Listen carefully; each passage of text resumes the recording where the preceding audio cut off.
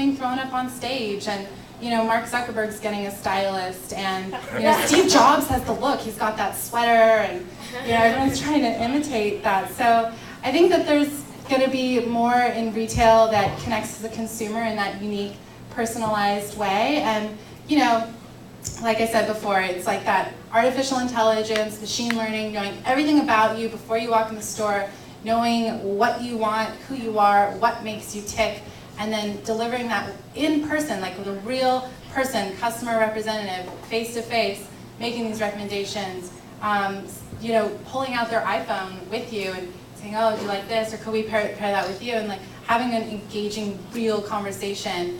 And these are the kinds of things that we look for, and the kinds of pain points that we're starting to have with apps, because we're shopping, and now it's like the consumer's needs and demands are so much more ahead of the even technology. And so that's why open source is just so important.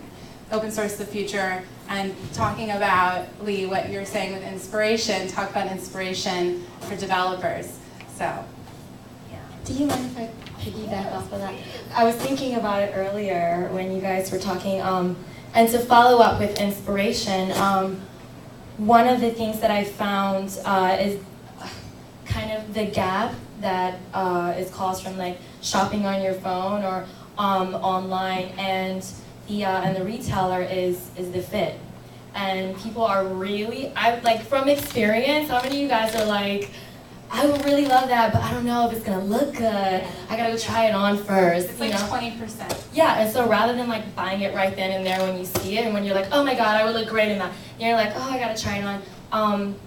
What I found in using technology and fashion together in that shopping experience is when I have the opportunity to read or hear what other consumers are saying about the garment, then I'm more inclined to buy it. Like if someone is giving the opportunity to leave an honest feedback, whether, oh, I really like these, I thought they were gonna fit good, but they didn't, my butt looks big, then I'm like, oh no, I can't get that. But if someone's like, oh, I'm tall and I always have a problem finding pants that are long enough, and these fit great, they're great for tall girls, I'm like, great, I'm gonna buy that, And what's cool is that My Runway, I'm not sure if it's still up, My Runway, it has your profile, so people can see who you are, what you look like, what kind of lifestyle you live. And there's the section where you have your wish list, things that you would like to buy, and things that you have purchased, and then the option to leave a comment on it before and after you buy it. So it allows other people who are your friends or followers of you somewhere on the other side of the planet to say, wow, she really liked that, or she didn't like it, and now I want to buy it too. And I think that that's really important to bridge the gap there. Finding inspiration by allowing the consumer to voice their opinions, honestly. And can I say one last thing on this? Is the consumers, when we're shopping, yeah. We want to know, what our friends are saying on our apps about the product, yeah. Because we also don't know if we're going a little off the deep end.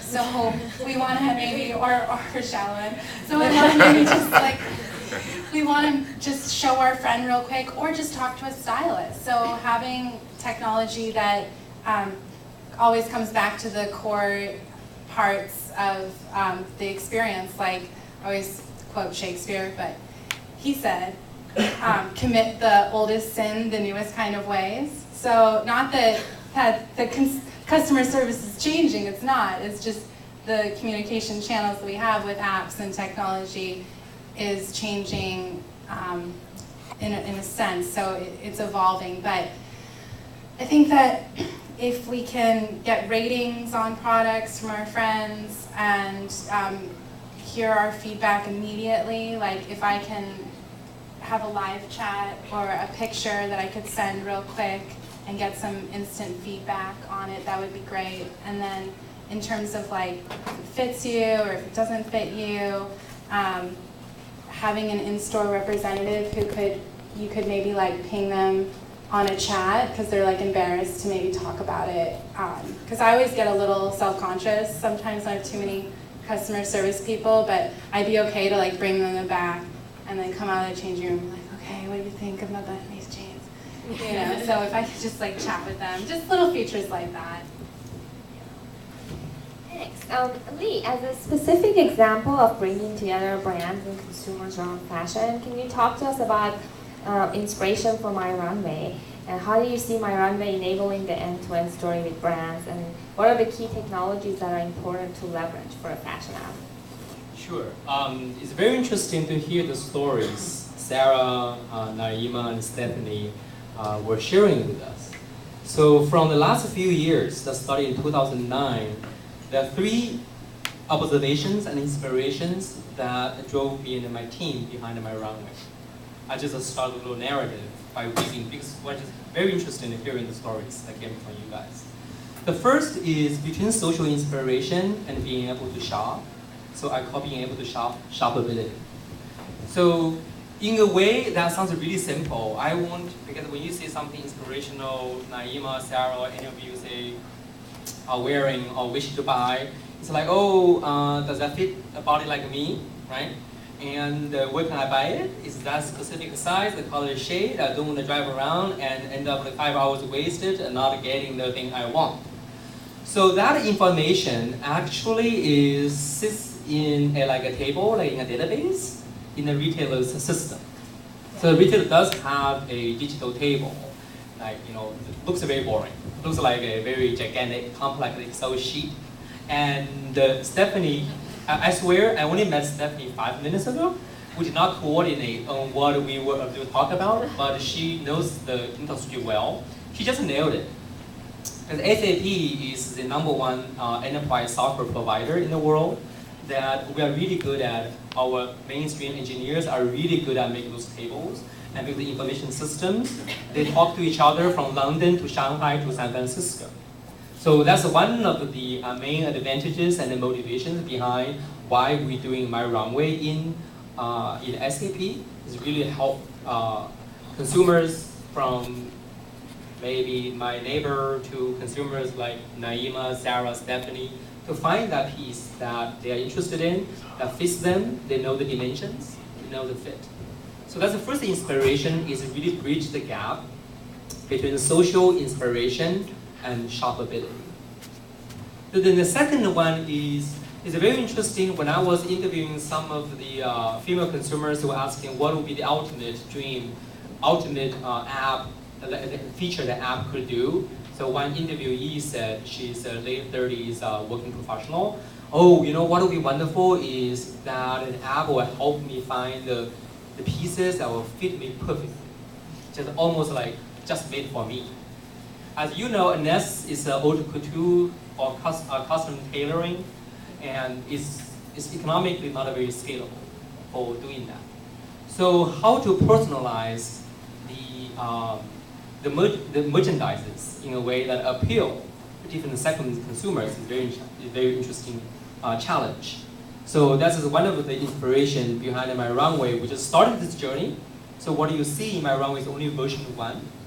Both version 1 in terms of bridging the social inspiration and shoppability, and also is the version 1 in the sense how we want to enable that personalized experience. As all of you already observed, without me saying a word beforehand, that you already saw My Runway just allows you to select brands you love and put the mix you want, the brands you love. We have engineers, designers working very hard still. In 2 weeks, we'll have a new version coming out that will further personalize the styles you like, not only brands you like, but styles you like, specific types of products you're looking for, to make everything very personalized to you and people who are similar to you.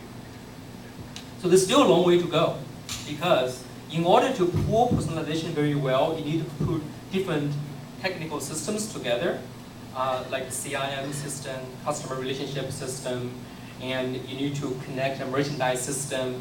You need also build real-time smart personalization algorithm together to pull that off. So needless to say, we're only at the beginning of a fashion meeting technology transformation. The third one, just to add to that, is I think what Sarah's story of challenging the editor-in-chief of Vogue, Conde Nast, was very inspiring.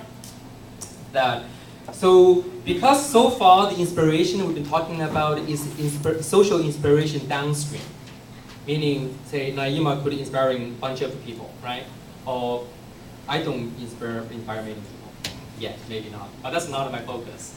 So all your friends inspire other people. What I see, that's mostly downstream.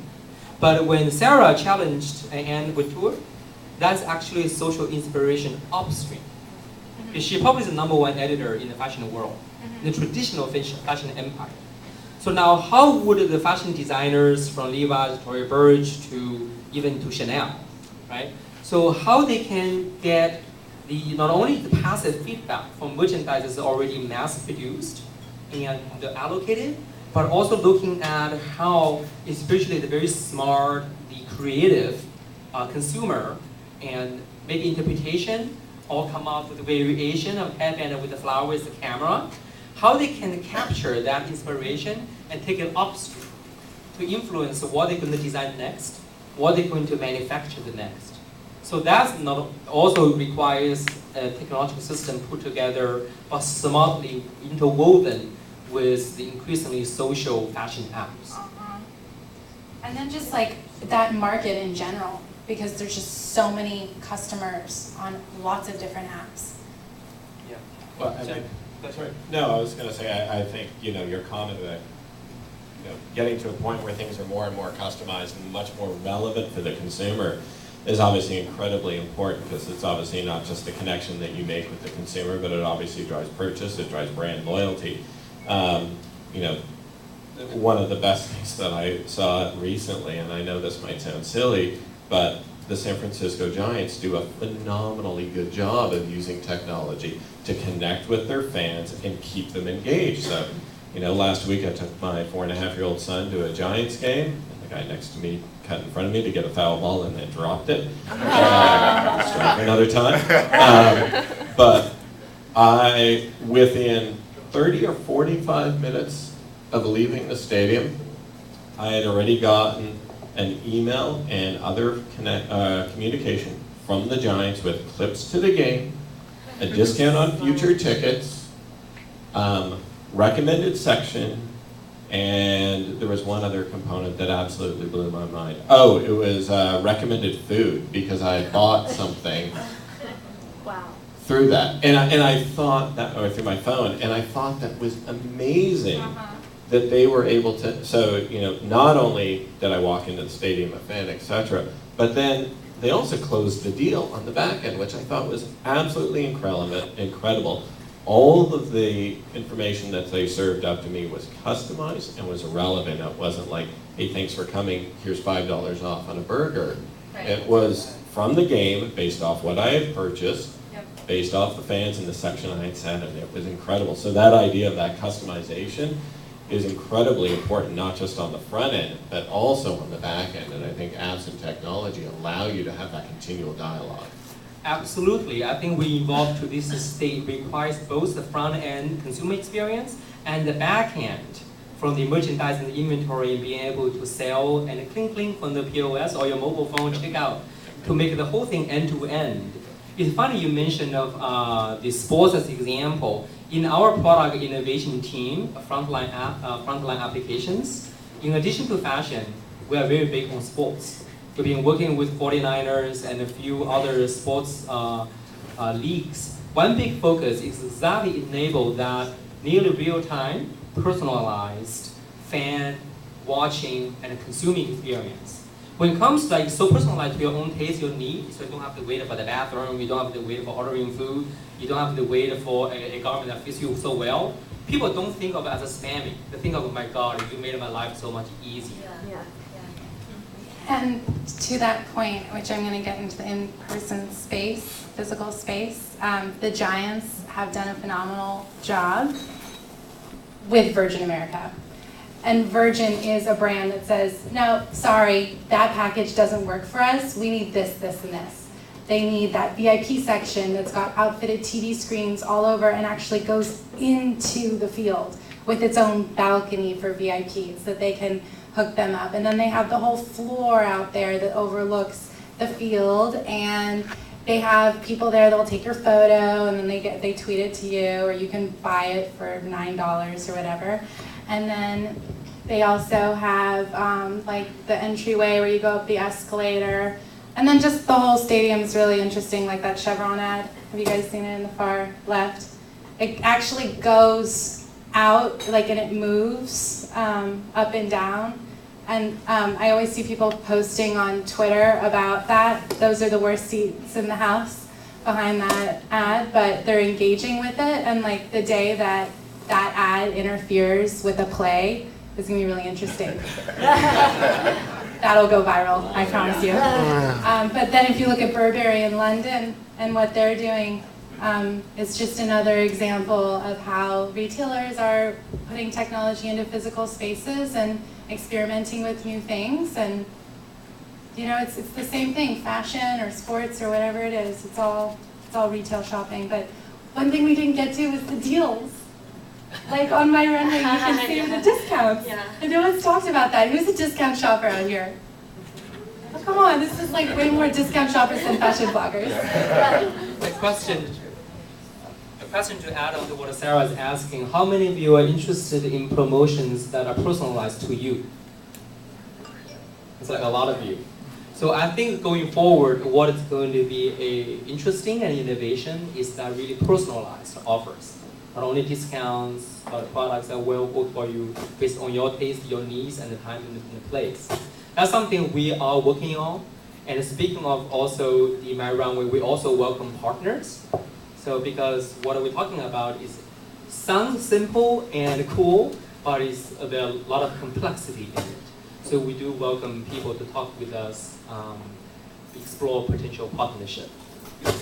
So Stephanie, you heard Lee's vision for the future releases of My Runway. From a blogger perspective, what is the one thing, because you know, he talked about all kinds of things that SAP is doing and what we're going to do with the fan experience, the personalization, but from a blogger perspective, what is that one thing that you think our team should focus on to make all the bloggers write a beautiful blog like the one you wrote for us, by the way. Thank you so much. One thing that we've only just touched on, I think, is the community aspect of shopping. For women in particular, shopping it's a bonding experience. And I think from a blogging perspective, that's what I try to share with my readers, and that's what I like to share in an app like My Runway, is that sense of community. And to me, that's a really important piece. Can I share my finds and the things that I find interesting, the promotions I think are really great, and can I share that with the people who follow me? And then can I get their feedback? And can I hear what they think of what I picked out and what they think would be great for me? And that sense of kind of let's all be in this together. That's such a powerful motivator for, like I said, for women in particular with the shopping experience. It's like, let's do this together. We may be 3,000 miles away, but let's go shoe shopping together and hang out for a while and talk about, you know, which red pumps are going to go great with that new dress. I think that would be a really nice feature that a lot of bloggers would embrace. Thank you. Do you ever make friends when you go, I love your belt? Oh, yeah, And then that's you like a guys great become opening best line. friends? We do that all the time.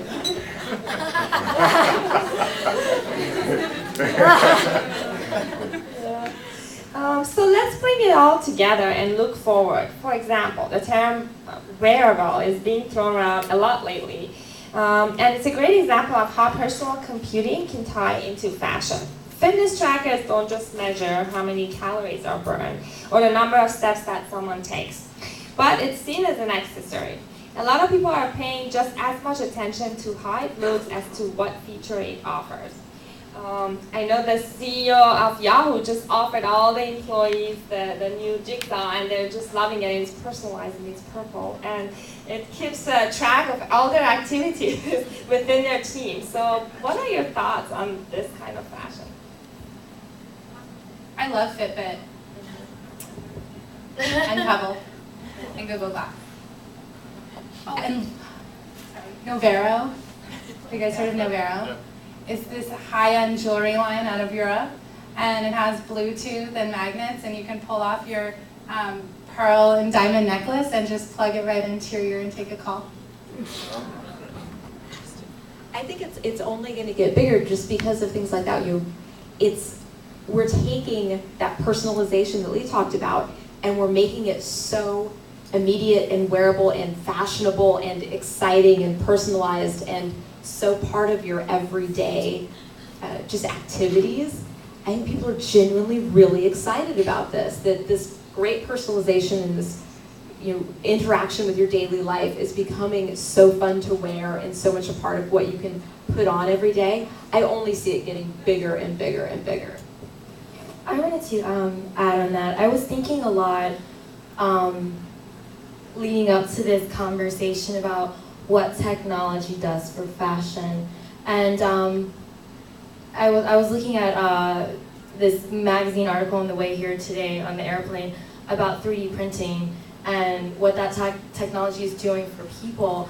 And I thought to myself, well, like there's printable prosthetics for children who grow out of prosthetics very quickly and they're very expensive to replace. So they can print these out at home for like $5, right? These prosthetics that help children. And I thought to myself, well, how can fashion help technology? And on that end, a next step from, that little pearl that you put in your ear or whatnot, like, I feel that things that people need to help them in day-to-day life, like prosthetics or like a hearing aid, is oftentimes trying to be concealed.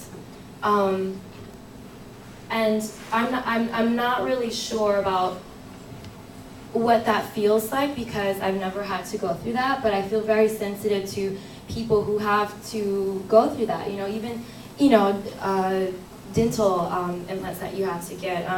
And it's really interesting to live in California and see how this is progressing there.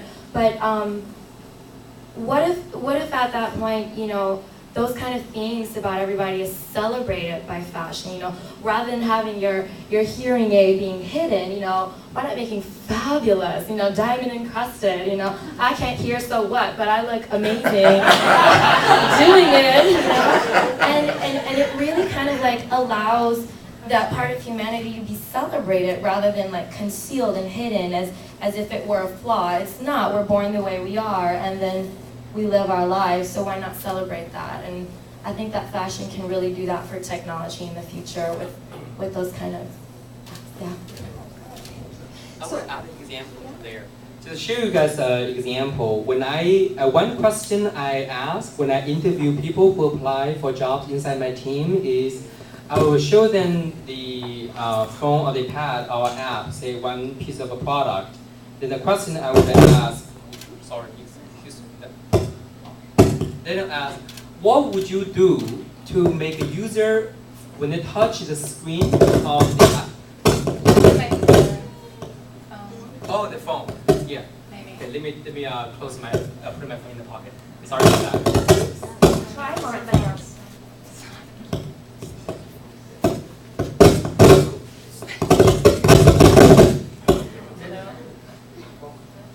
Okay. All right. Stand still for 1 minute. My robotic dance skill. All right. So the question, my classic interview question is, what would you do to make the user feel the fabrics when she touches the screen on the iPhone? Wow. Yeah. If the candidate freezes, says it's not possible, I don't hire that person. Yeah. Then I get a sense of how creative they are from the way they approach this question. I don't have a definitive answer yet, because this is very advanced out there. I'm just looking at how people approach this question. That brings us to our next question. So we kind of heard Lee's perspective on what's the future of apps. What do you guys think will be the next frontier in innovation as far as apps are concerned? You guys hear this? Yep. Yeah. Everyone's scared to talk. Go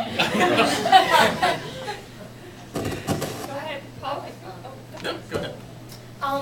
Kind of on a little bit on what I was talking about before. I think it's really important for the retailer to. Is this musical likes? This is number one. I think it's really important for the retailer to find a way that really effortlessly celebrates the consumer individually. And I was thinking about that topic that we were talking about, fit, you know, a little bit more, my brain over here. And I find it so helpful when I go to shop online, when I see the picture and below the description says, model wears size 6. In this picture, she's wearing a medium. You know, and I'm like, oh, where she wears a 6 and I wear a 6, then a medium should fit me good too. But then not everybody is between size 2, 4, 6 as models are. And I would love to see the retailers integrate that into future technology and future apps of celebrating each individual consumer, you know, like not just having one typical standard model size, but, you know, like, here's what this garment looks like on size 2, 4, 6, 8, 12, 14, whatnot.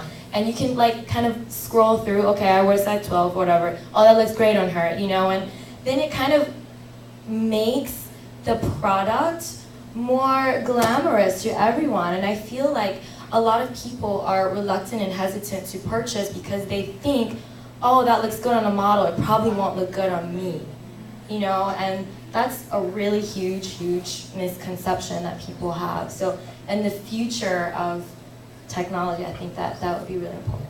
Yeah, and I think, you know, tied to that and to build on that, I think, you know, what you are starting to see is, and a lot of it is just driven by consumer expectation, is you are seeing that merging of brick and mortar, online, and phone, and whatever you want to call it, omni-channel or whatever you want to call it. You are seeing that convergence. And there is a consumer expectation that when they're on their phone or they're on their tablet or they're in the store, the brandy experience looks and feels the same. And anything less than that is they're out of there.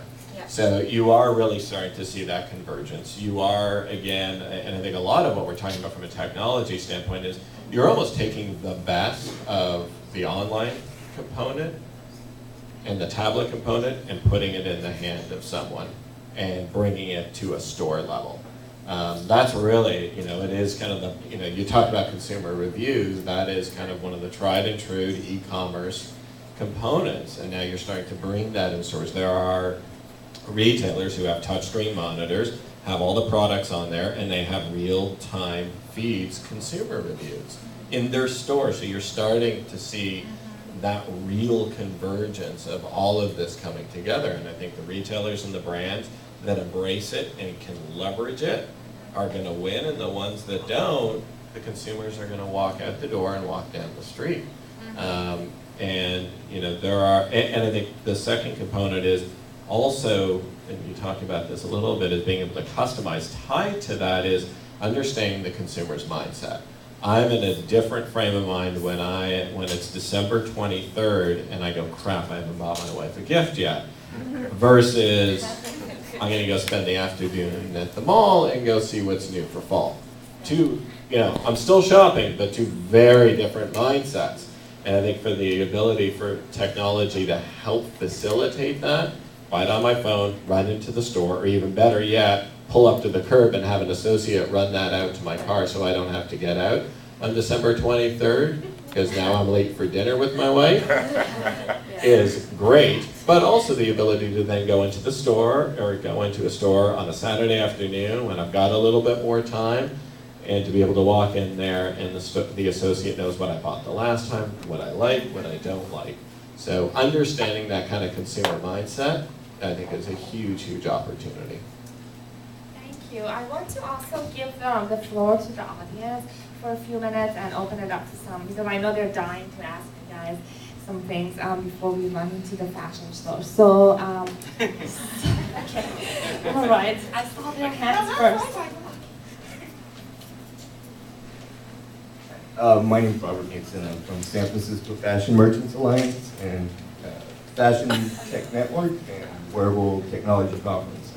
So, I think overall, if the topic is kind of what makes fashion apps successful, right now we have somewhere in the area of 2,000 sites or mobile applications competing in the fashion e-commerce market. And it's still the Wild West. We're pre-consolidation, pre-shakeout in terms of industry development.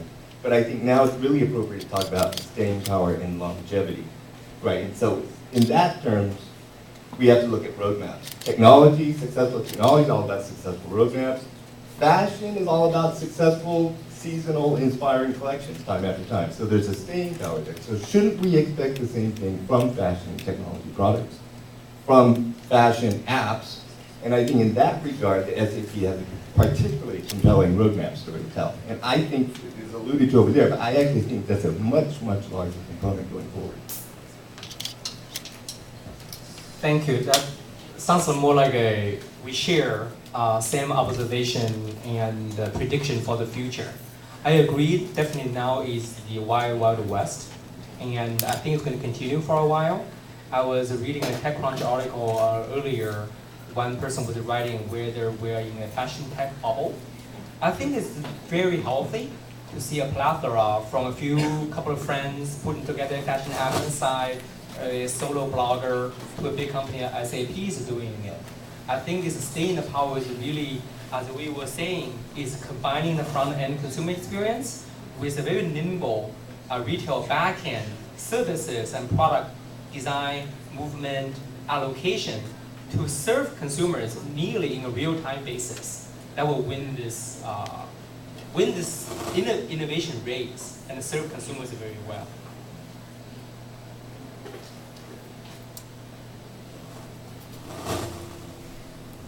Hi, good evening. My name is Rommel Fox. Question regarding these are apps people are mobilized around the community. So then what becomes of the store? So from Levi's perspective, can you discuss how does the retail store change and what kind of technology can we use there to enhance the experience? Take me 2 hours to answer that. It's a great question, and I think I would kind of split it up into a couple areas. I mean, I think we've talked a lot about what you're seeing out there already, right? You're starting to see a lot of retailers, us included, starting to kind of bring the best of the online components into the store. And it's not there for pretty images, although that's part of it. It's actually there to really help facilitate the consumer to shop. And to help them find their fit. So, you're starting to see a lot of that. It goes back to what we were saying around convergence of kind of e-commerce and mobile and brick and mortar coming together. I don't think stores are going away, and it's a really interesting question, that I think a lot of retailers get scared by Amazon and some of those other guys, and to some extent for good reason, because they do a great job. But part of the conversation that I have with some of our other retailers is, Amazon is killing it, and your e-commerce business is only growing at 40 or 50% a year instead of the 80 you were hoping for. But don't lose sight of the fact that you do have a competitive advantage against those guys. It's called your stores, and with great service. And I think when you look at someone like a Nordstrom, they've actually really embraced that. So they have a great online experience. You go into their store, they have associates that have tablets and iPads with them, and they have brought that best of that experience into their store, and they've embraced it, and they've used it to help facilitate the consumer.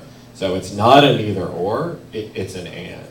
And I think the second half to your answer is, I don't know. I mean, I think what's exciting about what we're talking about is we don't know what's around the corner. And I think the consumers are going to dictate a lot of that, quite frankly. And as we said before, they're going to tell you what works, and they're sure as heck going to tell you what doesn't work, and very fast and right away.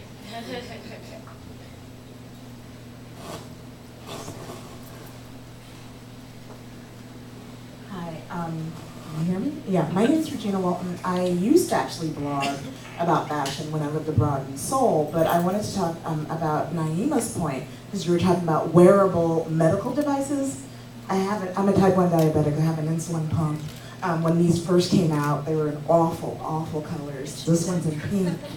And now they have skins and things like that. So that is happening.